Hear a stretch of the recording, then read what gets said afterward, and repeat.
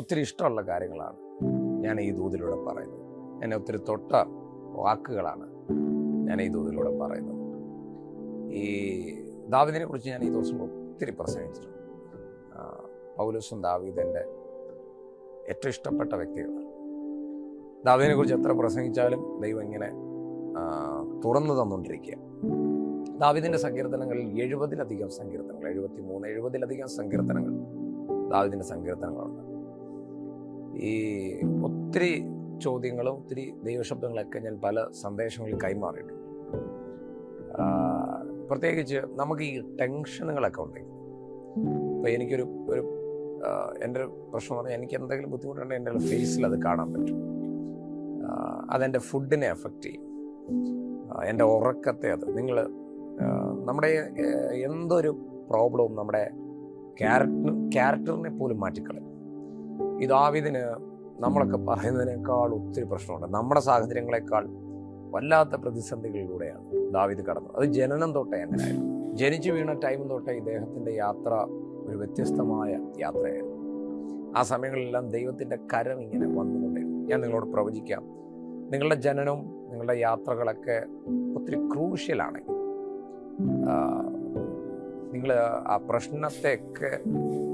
പ്രശ്നത്തിലൂടെയൊക്കെ പോകുമ്പോൾ നിങ്ങൾ ശ്രദ്ധിക്കേണ്ട ഒരു കാര്യം, ഒരു കരം ഇങ്ങനെ വരുന്നുണ്ടോ, ഒരു ദൈവത്തിൻ്റെ ഒരു ആശ്വസിപ്പിക്കുന്ന ഒരു കരം നിങ്ങൾ കാണുന്നുണ്ടോ എന്നൊക്കെ നിങ്ങൾ ശ്രദ്ധിക്കുക.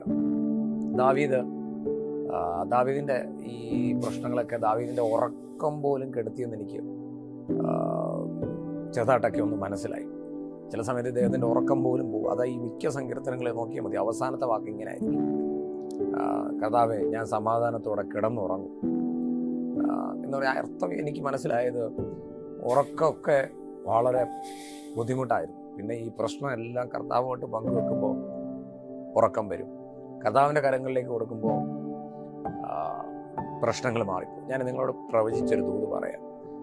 നിങ്ങളുടെ എത്ര ടെൻഷനാണെങ്കിലും, എത്ര പ്രശ്നത്തിലൂടെ നിങ്ങളിപ്പം കടന്നു വന്നെങ്കിലും, നിരാശകളാണെങ്കിലും, സാധ്യതകളില്ലെങ്കിലും, നിങ്ങൾ നിങ്ങളുടെ പ്രശ്നത്തെ അങ്ങോട്ട് കർത്താവിൻ്റെ കയ്യിലോട്ട് കൊടുത്തിട്ട് നിങ്ങൾ റെസ്റ്റ് ചെയ്യുക, ഉറങ്ങുക.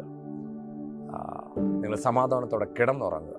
ഈ ഉറക്കമായിട്ടൊക്കെ ബന്ധപ്പെട്ടുള്ള എല്ലാ സ്ട്രഗിളുകളും യേശുവിൻ്റെ നാമത്തിൽ ഞാൻ ക്യാൻസൽ ചെയ്യുകയാണ്. നിങ്ങൾ സ്വസ്ഥയോടിരിക്കുക. കർത്താവ് നിങ്ങൾക്ക് വേണ്ടി വലിയ കാര്യങ്ങൾ ചെയ്യും. ആമേൻ പറഞ്ഞ് തുടങ്ങുക.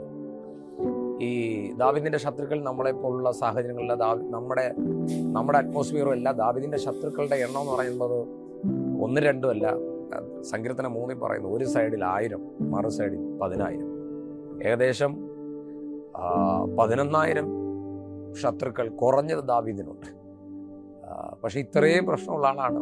ഇത്രയും ശത്രുക്കൾ ഉണ്ടായത് കൊണ്ടായിരിക്കും അദ്ദേഹത്തിന് ഉറക്കമില്ലാത്ത ടെൻഷനുകൾ.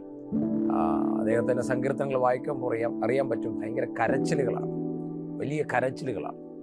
പക്ഷെ അദ്ദേഹം ഒരു കാര്യം പറയുന്നുണ്ട്: എനിക്ക് ഈ ദൈവത്തെ അറിയാം. ഏറ്റവും വലിയ കാര്യം എന്ന് പറയുന്നത് ദൈവത്തെ അറിയാം. തൻ്റെ മുമ്പിൽ വെളിപ്പെടുന്ന പ്രശ്നവും പ്രതിസന്ധിയും ശത്രുവും അപമാനങ്ങളും ഒക്കെ റിയലാണ്. പക്ഷെ അതിനേക്കാൾ താനൊരു ദൈവത്തെ അനുഭവിച്ചു കൊണ്ടേയിരിക്കുകയാണ്. ഈ ദിവസങ്ങളിൽ നിങ്ങളുടെ പ്രശ്നത്തിന് മുകളിൽ നിങ്ങൾ ദൈവത്തെ അനുഭവിക്കുക. അനുഭവിക്കാൻ പറ്റും. നിങ്ങൾക്ക് ദൈവത്തെ എക്സ്പീരിയൻസ് ചെയ്യാൻ പറ്റും. ഈ ചിലർ പറയുന്നത് കേട്ടിട്ടുണ്ട്, നിനക്കിനി ഒരു രക്ഷയില്ല, ദൈവം പോലും നിന്നെ കൈവിട്ടെന്നൊക്കെ പറയുന്നത് നമ്മൾ കണ്ടിട്ടുണ്ട്. ദൈവത്തിൻ്റെ ശാപമാണ്, ദൈവം അടിച്ചതാണ്. ദാവീദിൻ്റെ കേസിലൊക്കെ ദാവീദ് ഇങ്ങനെ പറയാറുണ്ട്, ഇത് ശാപമാണ്, ഇത് ദൈവം അടിച്ചതാണ് എന്നൊക്കെ ദാവീദിനോട് പറയും. ദൈവം പോലും നിന്നെ കൈവിട്ടു. പക്ഷെ ദാവീദ് പറയുന്നൊരു വാക്കുണ്ട്, എനിക്ക് ഭയങ്കര ഇഷ്ടമാണ്. നിങ്ങൾ എന്നോട് അത് ഏറ്റു പറയുക.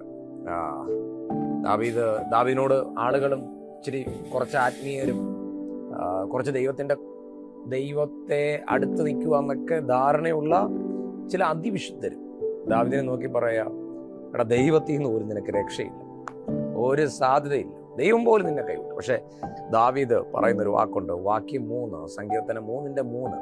സങ്കീർത്തനം 3:3 ഇതൊരു പ്രൊഫറ്റിക്കലാണ്. 3:3 ഒന്നുകൂടെ ഞാൻ ആ വാക്ക് പറയാം. 3:3. But I know. ആ വാക്കൊന്ന് നിങ്ങളൊന്ന് ചുമ്മാ ഒന്ന് പറയണം. But I know. എനിക്കറിയാം. എൻ്റെ ശത്രുവുണ്ട്, എന്നെ ആളുകൾ കൈവിട്ടു, ഞാൻ പരാജയമാണ്, എനിക്കിനി സാധ്യതയില്ലെന്നൊക്കെ പറഞ്ഞാൽ ദാവീദ് പറയും, ബട്ട് ഐ നോ, നീ എനിക്ക് ചുറ്റും പരിചയം, എൻ്റെ മഹത്വവും എൻ്റെ തലയെ ഉയർത്തുന്നവരുമാകും. ഈ വാക്ക് തന്നെ ഈ ദിവസങ്ങളിൽ സംഭവിക്കട്ടെ. ബട്ട് ഐ നോ, എനിക്കറിയാം, നീ എനിക്ക് ചുറ്റും പരിചയം, എൻ്റെ മഹത്വവും എൻ്റെ തല ഉയർത്തുന്നവനുമാകുന്നു. ഈ വാക്യം പരിശുദ്ധാത്മാവിൽ ഞാൻ നിങ്ങളുടെ വീടുകളിലേക്ക്, നിങ്ങളുടെ സാഹചര്യങ്ങളിലേക്ക് ഞാൻ ഡിക്ലെയർ ചെയ്യുകയാണ്. നമ്മുടെ ദൈവത്തെ മാത്രം അറിഞ്ഞാൽ മതി. സാഹചര്യങ്ങളോ വാക്കുകളോ ഇപ്പോൾ പറയുന്ന അഭിപ്രായമോ ഒന്നും നിന്നെ ബാധിക്കുന്നു. നിന്റെ തലയെ ദൈവം ഉയർത്തും. ദൈവം നമ്മുടെ പരിചയമാണ്. അനേകം സപ്പോർട്ടേഴ്സ് ഇല്ലാത്ത ആരെങ്കിലും എന്നെ കേൾക്കുന്നു. ഒത്തിരി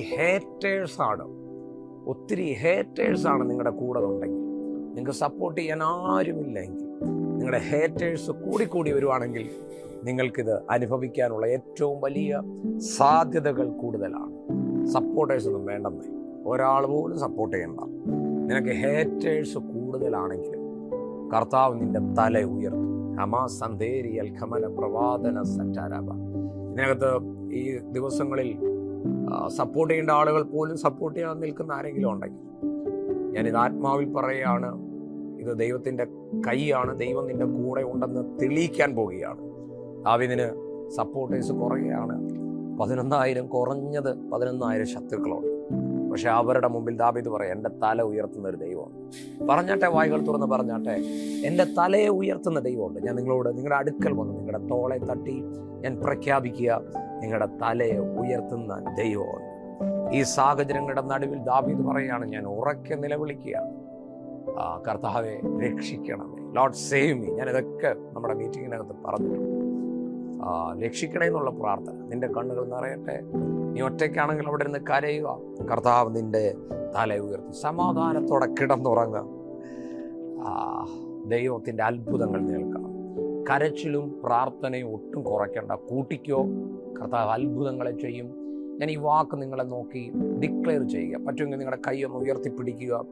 ആമേൻ പറഞ്ഞു തുടങ്ങുക. യേശുവിൻ്റെ നാമത്തിൽ ആമേൻ. ഞങ്ങൾക്കറിയാം ഞങ്ങളുടെ ചുറ്റും പരിചയമായി നീ നിൽക്കുന്നുണ്ട്. ഞങ്ങൾക്കറിയാം നീ ഞങ്ങളുടെ തല ഉയർത്തുന്ന ദൈവമാണെന്ന്. യേശുവിൻ്റെ നാമത്തിൽ ഈ കുടുംബങ്ങൾ, ഈ കുഞ്ഞുങ്ങൾ, ആമേൻ, ഈ യൗവനക്കാർ, യുവതി യുവാക്കൾ എല്ലാവരും അഭിഷക്തന്മാർ ഈ ദിവസങ്ങളിൽ ഇവരെ ആമേൻ തല ഉയർത്തുന്ന ദൈവത്തെ ഇവർ കാണട്ടെ.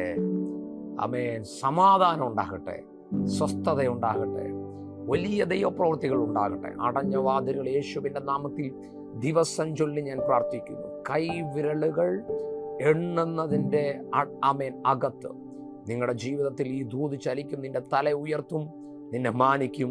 ദൈവം നിന്റെ കൂടെയുണ്ട്. അവരും ഇവരും പറയുന്ന അഭിപ്രായത്തിലല്ല എൻ്റെ ദൈവം നിനക്ക് വേണ്ടി കാര്യങ്ങൾ ചെയ്യുന്നത്. കർത്താവ് വിശ്വസ്തനാണ്. ആമേൻ. കരഞ്ഞു തുടങ്ങുക, പ്രാർത്ഥിച്ചു തുടങ്ങുക. കർത്താവ് വലിയ കാര്യങ്ങൾ ചെയ്യട്ടെ. God bless you. Amen, amen, amen. ഈ സന്ദേശം നിങ്ങൾക്ക് അനുഗ്രഹമാണെങ്കിൽ തകർന്നിരിക്കുന്ന നിങ്ങൾക്ക് സെലക്റ്റീവായ 2 പേർക്ക് അയച്ചു കൊടുക്കുക. കർത്താവ് അനുഗ്രഹിക്കട്ടെ.